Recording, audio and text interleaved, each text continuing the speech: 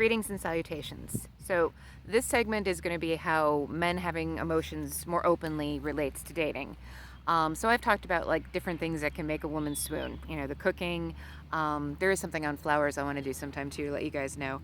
And there's, sharing your art, sharing your hobbies. There's also sharing your emotions. I've had several experiences where when men finally open up and show those raw emotions, that's when I feel the most love for them, be it platonic or romantic love. One scary example, but still poignant one. So my marriage was a very, very rocky one. The kind of rocky marriage that makes you really afraid to ever do it again.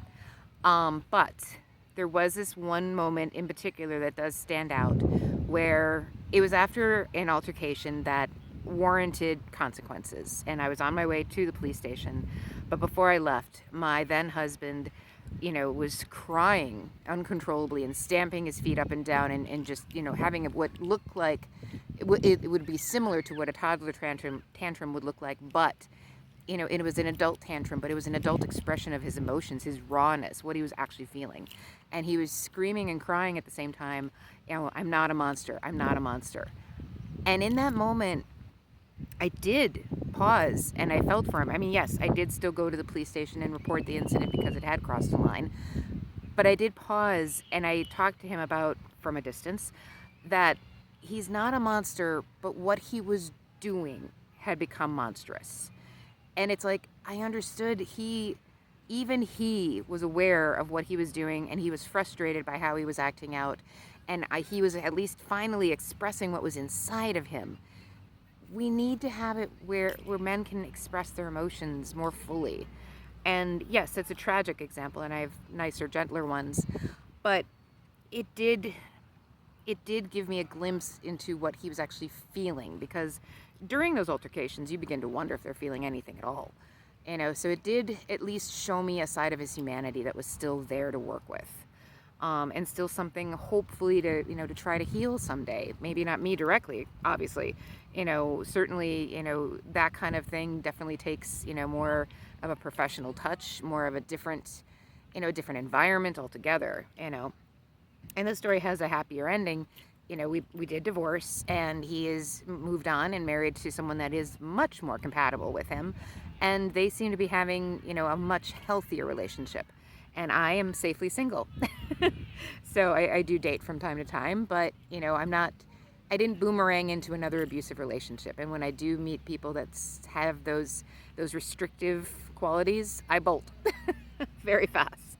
So it does have a happy ending. Now, a more gentler example was watching Mamma Mia with a former boyfriend, and it was the sequel, and it was the part where it's the baptism scene in the end, and he started to cry, and I kind of looked over. I'm like, I have never seen tears come out of this man ever, and it was touching and special. And he cried because that scene in the movie touched him so deeply, because his own daughter was pregnant for the first time, and he's like, and she was states away. He was on the East Coast and she was back here in the Midwest, and he just felt that pang of, she's about to become a mother for the first time and I'm so far away. And it was really moving. It was really, really moving to see, that come out of him. And it was one of those moments about him that really just made me love him even deeper than I already did.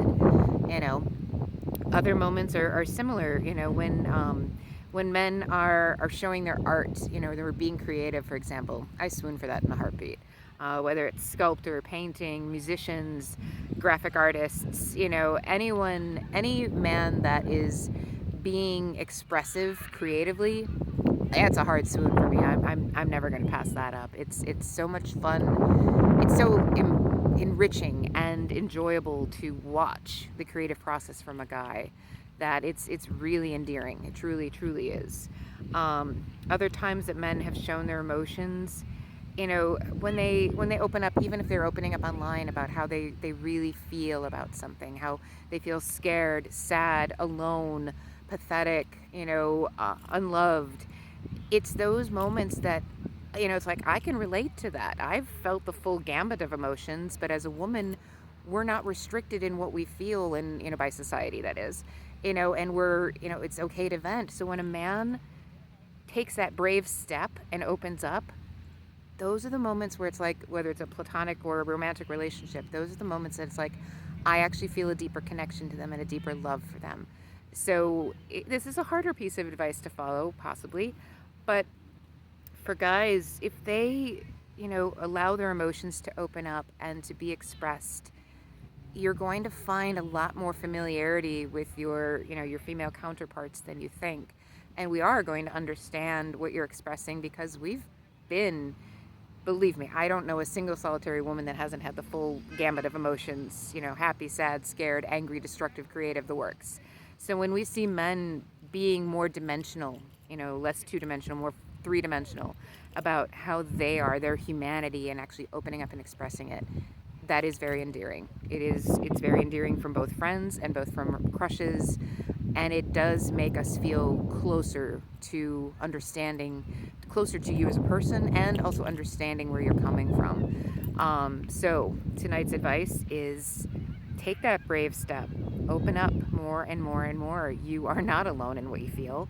And I think it should be more acceptable for men to be able to cry, to scream, to yell, to vent, to rant, to be both creative and destructive, because, women, we've been doing that all the time. That's what we do, so it is, I wouldn't call it getting in touch with your feminine side. I would call it getting in touch with your human side, and so that is tonight's advice. All right, take care and all the best. Enjoy the outdoors, because these sunsets are amazing.